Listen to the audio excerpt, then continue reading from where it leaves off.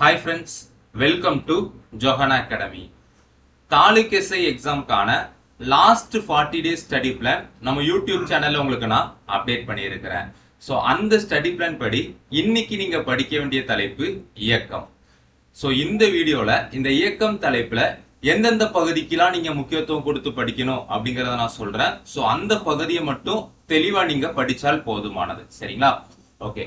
இந்த இயக்கம் தலைப்புக்கான study material PDF பாத்தீங்கன்னா இந்த வீடியோ கீழே டிஸ்கிரிப்ஷன்ல கொடுக்குறேன். ஸோ அதே மாதிரி இந்த லாஸ்ட் 40 டேஸ்க்கான ஸ்டடி பிளானுமே இந்த வீடியோ கீழே டிஸ்கிரிப்ஷன்ல கொடுக்குறேன். ஸோ ரெண்டையும் நீங்க டவுன்லோட் பண்ணி வச்சுக்காங்க. சரிங்களா?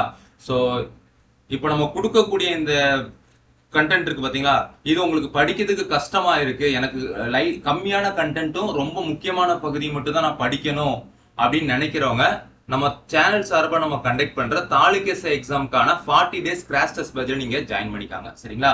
ஏன்னா நம்ம டெஸ்ட் பேட்ச்ல ஜாயின் பண்றவங்களுக்கு பாத்தீங்கன்னா இந்த 35 தலைப்புகள் இருக்கு பாத்தீங்களா, அந்த 35 தலைப்புகள்ல உள்ள ரொம்ப ரொம்ப முக்கியமான பகுதிகளை மட்டும் தான் நம்ம படிக்க கொடுப்போம். அதை மட்டும் நீங்க படிச்சால் போதுமானது. சரிங்களா? சோ இதுல ஜாயின் பண்றவங்க 1000 ரூபாய் பே பண்ணி ஜாயின் பண்ணிக்கலாம். சோ அதுல ஜாயின் பண்றவங்களுக்கு பாத்தீங்கன்னா டெய்லி உங்களுக்கு டெஸ்ட்டுமே நம்ம கண்டக்ட் பண்ணுவோம். ஓகேங்களா? சோ 1000 ரூபாய் பே பண்ணி இந்த 40 days crash test batch join பண்ண விருப்பம் உள்ளவங்க பாத்தீங்கன்னா I want taluk SI test batch அப்படின்னு டைப் பண்ணி 9385950322 இந்த வாட்ஸ்அப் நம்பருக்கு சென்ட் பண்ணீங்க அப்படின்னா உங்களுக்கான ஜாயினிங் ப்ரொசீஜர் நான் அப்டேட் பண்ணுவேன். சோ விருப்பம் உள்ளவங்க நீங்க ஜாயின் பண்ணிட்டாங்க. சரிங்களா? ஓகே. இப்போ இந்த இயக்கம் தலைப்புல எந்தெந்த பகுதிக்கெல்லாம் முக்கியத்துவம் கொடுத்து படிக்கணும் அப்படின்னு நான் சொல்றேன், நோட் பண்ணிக்காங்க. ஃபர்ஸ்ட் பாத்தீங்கன்னா நியூட்டனோட விதிகள். சரிங்களா? சோ நியூட்டனோட விதிகளை ஃபர்ஸ்ட் படிக்கணும். இது பாத்தீங்கன்னா உங்களுக்கு 10th புக்ல கவர் ஆயிருக்கும். சரிங்களா? சோ இந்த நியூட்டனோட விதிகள் என்னெல்லாம் இருக்கு? நியூட்டனோட முதல் விதி இருக்கு. சரிங்களா? அடுத்தது 2வது விதி இருக்கு. அடுத்தது 3வது விதி இருக்கு. அடுத்தது பாத்தீங்கன்னா பொது ஈர்வியல் விதி இருக்கு. சரி, ஓகேங்களா? சோ நீங்க என்ன பண்ணணும் அப்படின்னு பாத்தீங்கன்னா நியூட்டனோட விதினா என்ன, அந்த விதியை எப்படி அழைக்கிறாங்க, இந்த விதிகளோட பயன்பாடு என்ன, சோ இத பத்தி நீங்க தெளிவா படிச்சு வச்சிருக்கணும். சோ இந்த 10th புக்ல உங்களுக்கு இருக்கும். சரிங்களா? 2வது பாத்தீங்கன்னா ராக்கெட் ஏவுதல் பத்தி நீங்க படிச்சு வச்சுக்கணும். சரிங்களா? சோ இதுவும் பாத்தீங்கன்னா உங்களுக்கு 10th புக்ல இருக்குது. அடுத்தது 3வதா நீங்க என்ன படிக்கணும் அப்படின்னு பாத்தீங்கன்னா புவியீர்ப்பு முடுக்கம் பத்தி படிக்கணும். சரிங்களா? சோ புவியீர்ப்பு முடுக்கத்தோட மதிப்பு எங்கெங்க எப்படி இருக்கு, சோ இத பத்தி நீங்க படிச்சிடணும். சரிங்களா? சோ இப்ப நான் சொல்றது எல்லாம் உங்களுக்கு 10th புக்ல இருக்கும். 4வது பாத்தீங்கன்னா எடை, அதுக்கப்புறம் நிறை, இத பத்தி நீங்க படிக்கணும். சரிங்களா?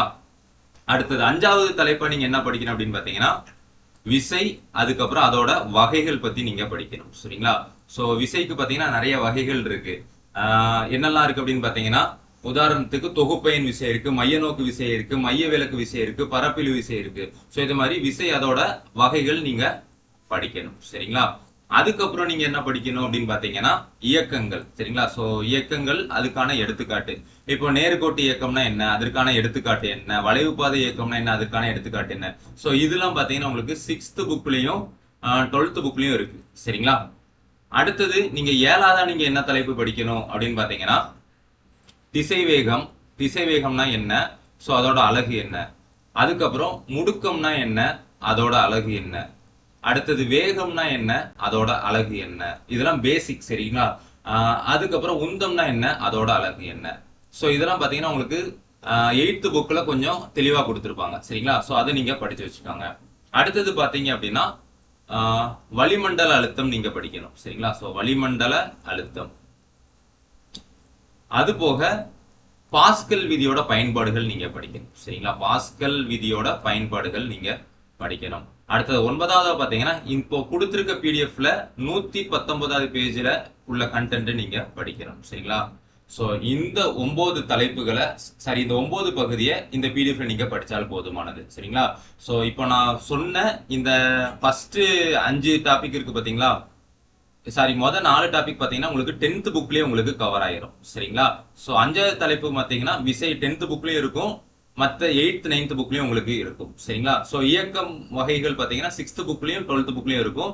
இந்த திசை வேகம், முடுக்கம், வேகம், உந்தம் இது பாத்தீங்கன்னா உங்களுக்கு 7th and 8th புக்ல இருக்கும். ஆனா நீங்க 8th புக்ல உள்ள கண்டென்ட் படிச்சால் நல்லது. சரிங்களா?